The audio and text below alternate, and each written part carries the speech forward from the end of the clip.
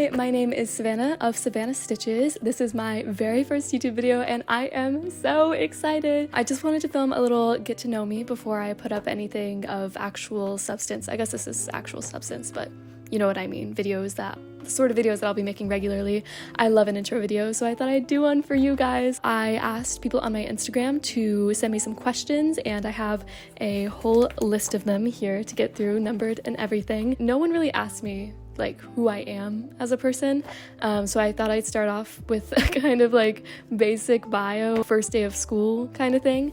So my name is Savannah. Savannah Price, if you will. You're allowed to know my full name because I'm a crochet book author now, and so the full name is on the book. But my name is Savannah Price. I was born and raised in Kentucky. I just graduated from college. I went to a school in Indiana. I just moved back home because I'm trying to do crochet as a job right now, which is very exciting. It feels very official. It feels very fun. This is why I'm able to start a YouTube channel now, because college was a bit busy and so I couldn't really dedicate much of my time to learning how to make videos. So here I am learning, and you get to come along for that. Anything else? I like cats. I like cooking. I like flowers. I like reading a whole lot. Love a book. There's more to me than this, I'm sure. I guess these questions will bring it out. Number 1, why and when did I start crocheting? This is probably my most asked question anytime I put up a Q&A or something, which is such a valid question. I started in the summer of 2020 with the Harry Styles cardigan that was going viral at the time. He wore it on rehearsals for the Today Show or something. I'll put a photo of it up, maybe over here. And I thought it was super cute. I was on TikTok at the time. It was during the pandemic. It was the summer before I entered college. I was just laying around like reading all day and like watching TV and stuff. So I thought, why not crochet while I do that? So my first trip out of the house during the pandemic was to go get a crochet hook and some yarn from Walmart. I got 2 crochet hooks because I didn't know that you only needed one. I think I thought that they were knitting needles. I learned through a bunch of different like TikTok tutorials and YouTube tutorials. It took me forever to make my first square, but my first project was that Harry Styles cardigan, just a bunch of little patchwork squares. The original cardigan is knit. It's not crochet, but I sure didn't know the difference at the time, like most of the general public does not. I've since made a million of those cardigans. The reason I am still crocheting today is because I loved making the cardigan so much, and I was like, wow, I can just make clothes. That's a new skill in my life that I never had before. I'm so used to it now, but it was really a big thing to me back then. So I was like, why don't I just make a cardigan for literally everyone in my life? And so I did, and I tweaked it and adjusted it, and now it's available as a patchwork cardigan pattern, as if there aren't enough patchwork cardigan patterns in the world. So yeah, that's why and when I started crocheting. I just continued crocheting whenever I started school in the fall of 2020, and I have not stopped since. My second question is, when did you start making patterns? Well, I released my first crochet pattern in August of 2021. It was the first thing that I think got over like 10,000 likes on my Instagram.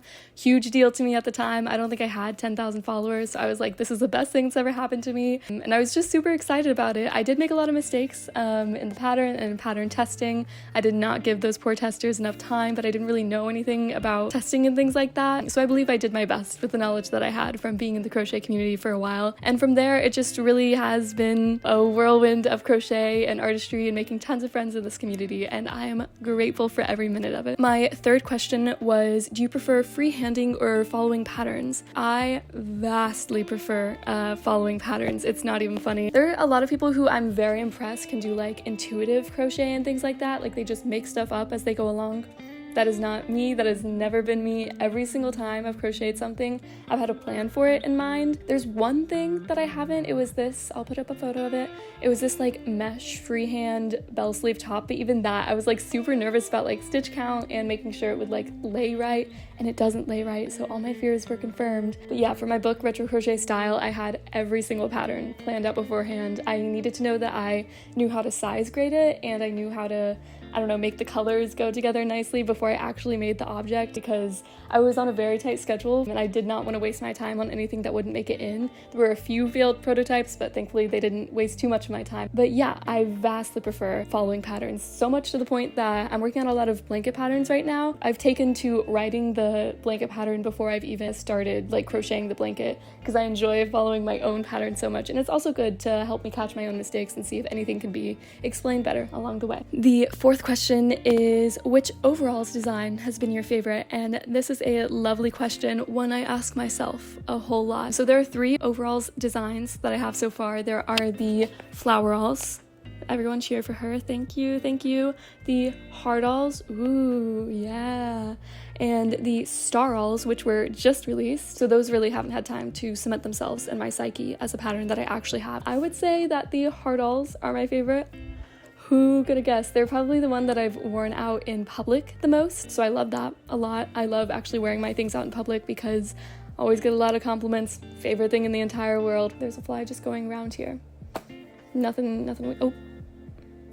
we can do about that. I also like the fit of them more for some reason. I don't think there's any actual science or measurements behind that. I just like the way the math worked out for that one better, I guess. I've never done customized sizing for any of the overalls patterns that I've done, even though it's like available in the pattern and literally no one like meets these sort of weird sizing standards set by the Craft Yarn Council. So I have that as an option, but I've never actually done it myself. But yeah, Hardalls, always in my heart. One of my favorite projects, still to this day to make. I love making a heart square. I think it's so fun. This next question I find very interesting and I'm very excited to answer it. It's why crochet and not some other hobby? The answer is there were some other hobbies that I tried to make an Instagram account for and like become this sort of what I am now, this very small scale influencer in a very niche hobby. The other two hobbies that I tried to get an Instagram started for were calligraphy and reading. The reading one was with one of my friends that I met on Taylor Swift Tumblr back in like 2014 or 2015. I should not have had internet access, but I did, and the first thing I did was join Taylor Swift Tumblr. She follows me on Tumblr, by the way. Put that little fun fact in there.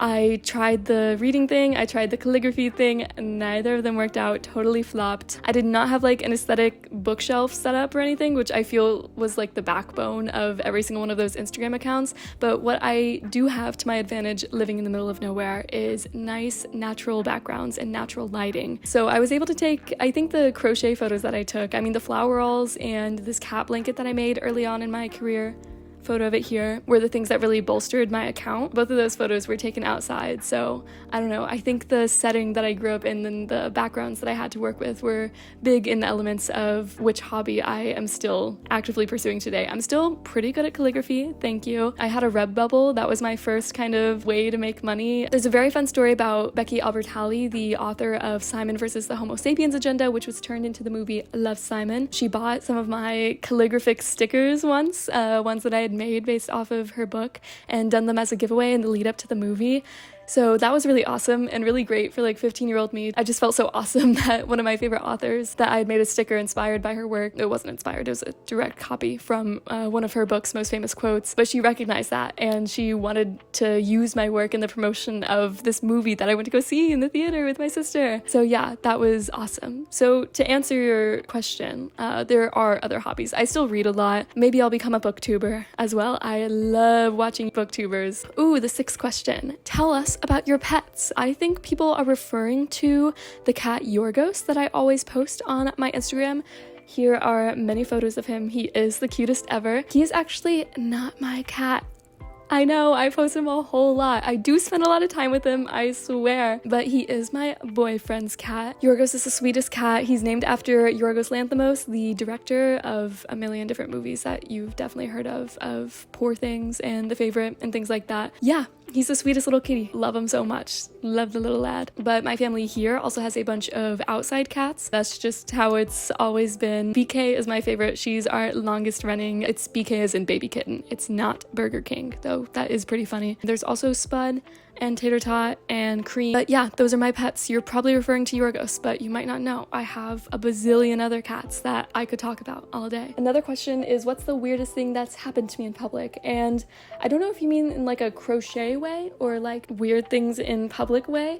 But I'll answer both. Crochet way is obviously always being recognized in public. It has not happened often, let me be clear. It's happened maybe 4 or 5 times at most, and it's always such a shock to be like, the people that follow me are people in real life and they actually pay attention to what I'm, oh my god, and they actually pay attention to what I do and what I say and what I make, and isn't that so awesome? When the numbers get big, you don't realize that it's actual individual people following you and they followed you for a reason. I also lose like 50 followers a day, so I just assume that people like aren't super attached to my account. And it's also great when it happens with someone that I know. They could tell all of our friends or family later, like, Savannah got recognized in public today, and I have to be like, stop, yes I did. But yeah, that's the weirdest in crochet way. In the normal way, I really don't know. I have this story from when I was like 11 or 12. I used to go grocery shopping with my mom every single week, and it was late and we were in Kroger, I thought, basically alone. We were in the freezer aisle and I was like spinning with my arms out, just had my arms straight out and was just going around, and a man walked up unbeknownst to me and was trying to get past me, but I was just spinning like just enough so he couldn't get past me.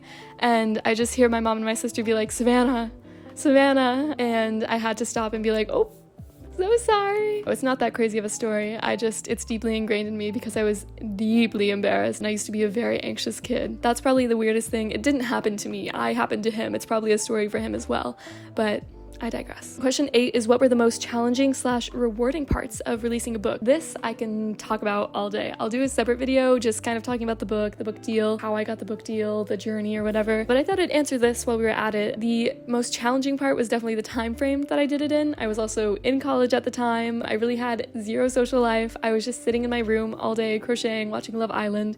So the kind of social isolation, I still had great friends that I very much cherish and that very much helped me with the book and helped me with the photography and modeling and things like that. But it was a pretty basically lonely time in my life because I was just working for probably at least 10 to 12 hours a day, if not crocheting, then pattern writing and corresponding with the publisher and things like that. But the most rewarding part of it is definitely seeing what people make with the book, and people still send me photos of getting the book. For some reason, during the entire process of making the book, it never occurred to me that people would buy it without knowing me as like an Instagram creator. They would just see it in Michael's, which has picked up the book, which is super exciting. They don't even have to know me to, I don't know, buy my book. That's so awesome to me. I never really bought crochet books. I buy individual crochet patterns generally, but it's a whole like market out there that I didn't know existed, and it's just so awesome that people have found me through the book instead of finding the book through me. So the next question is, if you made another book, what would it be about? I've been thinking about it for a while. Right after the book released, I was like, I'm literally never gonna make another crochet book ever. That was so stressful, consumed my entire life, and I just want to relax for the rest of my life. Kind of what you hear from mothers who like give birth and it was the worst experience of their life, but then 6 months later they're like,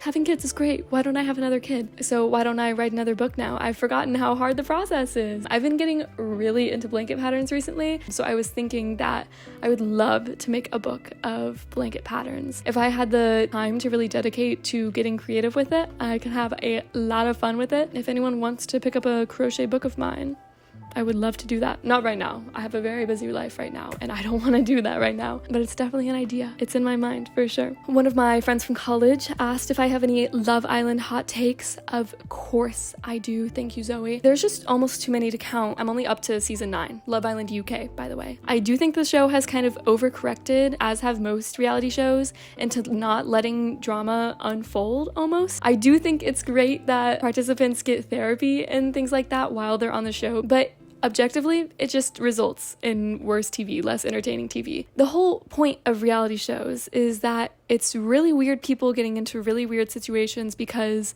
they don't know how to manage themselves and they hurt one another. And I do think therapy before and after the process of being on reality TV is very necessary. Having therapy while you're on TV just objectively results in less blow-ups and things like that, which is the point of reality TV. It's so much better for the participants. They are so much healthier. They are so much happier. And the show is still great. There is still a lot of drama that goes with it, even though they're therapized whenever they have big arguments and things like that, so they can correct their behavior and hopefully no one gets harmed in the villa as much. But the first few seasons of Love Island are just great reality TV. We should measure reality shows probably by how nicely the participants are treated, but again, it's weird to watch the landscape of reality TV shift in real time and see how people demanding better treatment for themselves by the producers, by the public, has resulted in a very different version of TV than what it was at its inception. Probably not what you expected as a hot take, but I think about it literally every single time I turn Love Island UK on. The next question is, what kind of fiber do I prefer? What I prefer and what I actually use are two very different things. I use acrylic mostly, but I vastly prefer the feel and look of cotton and wool. I just don't use it as much because it's way more expensive. I also get a lot of my yarn from Facebook Marketplace and eBay and things like that. There's a lot of yarn lots on there that are like from somebody's grandma passing away or something, and I would much rather those yarns go to use in my safe hands, and so they do. I use a lot of acrylic. I'm very grateful for those people that put up those listings because most of my yarn stash comes from stuff like that. I do mostly use size 4 yarn though, all the time. I very rarely use another weight. It's something I really do need to get better at as a designer, but I know what a project is gonna look like. I know what the gauge is gonna be because I'm so used to using this one yarn, but I really should branch out. It's like kind of a problem. I love this question that I was asked. If I was tiny and stuck in a teacup, how would I escape? Great question. I was contemplating this for a while, and I really don't know what the strategy is. I think it depends on how much I weigh. The bottom is gonna weigh a lot. If I can jump up against the side and like push it over with my weight, that would be awesome. Oh, I just had another idea. Maybe I could... This is probably a really stupid idea. I never took a physics class or anything, and it's about to show. If you run a whole lot around the inside of the teacup, can you like knock it over by centrifugal force or something? I don't know. Let's find out. Those are my 2 techniques. I'd jump up against the side or I'd run around really fast. The last question is, how do I deal with no motivation? The answer is that I don't deal with it. I'm pretty motivated most of the time, especially because I work based off patterns. I'm just super excited to see what the end result looks like. So I very rarely have like multiple whips going on at the same time or have unfinished projects, which I think is pretty good. I'm pretty self-disciplined in that way, and I'm pretty proud of that. There have been maybe 2 periods since I started crocheting where I haven't crocheted like every single day. It was whenever I was studying abroad, probably the first semester, well, maybe my entire senior year of college, whenever I was just enjoying my time with my friends and I had a lot more schoolwork than normal. Something had to be deprioritized, and it was crochet. It wasn't for a lack of motivation, it was just I had a lot of other stuff going on in my life and I just logistically couldn't fit crochet in. I didn't even really miss crochet at the time. I know, gasp. I've never really used it as like a stress reliever or anything. It's just been what I do. It's been something I enjoy doing, and I'm very glad I've been able to turn it into a job. This has not been helpful at all. If you aren't motivated to finish a crochet project, imagine what it'll look like, and then you'll be super motivated. That's my best advice, I guess. But on the podcast that I have with my 2 crochet friends, Morgan and Anna, love you girls, we do have an episode where we talk about a lack of motivation in projects and things like that, and just how we find the strength to keep going. I don't remember what we say in that episode, but they probably have a lot more insightful stuff to say. I'll link that in the description. But that is all of my questions. Oh my god, I'm so excited that I have finally sat down and filmed my first ever YouTube video. I did film another one, which is going over everything that I've basically made since 2020 that I still have my possession, so those will be up soon as well. So yeah, I hope this was a good introduction to who I am, my speaking cadence and things like that. I'm just so excited to get started on this. I'm going to be trying out a lot of different kinds of content. Hopefully I'll have a free tutorial up before the end of the year. Cross my fingers. I'll be doing a lot of project follow-alongs because I do make a lot of stuff, and I think it'd be fun to have sort of a visual record for that outside of just the photos that I take and post on Instagram. But yeah, I really hope you enjoyed this first video. I have enjoyed filming it. I have very much enjoyed your questions. I hope you got to get to know me a little bit more. Please subscribe. Please smash that like button. I'm so excited that you're here for this little YouTube journey. Thank you so much for watching to the end of this video. Please leave comments and tell me what you want in the future, what you thought of this video, and things like that. But yeah, thank you so much, and I'll see you for the next video. Bye!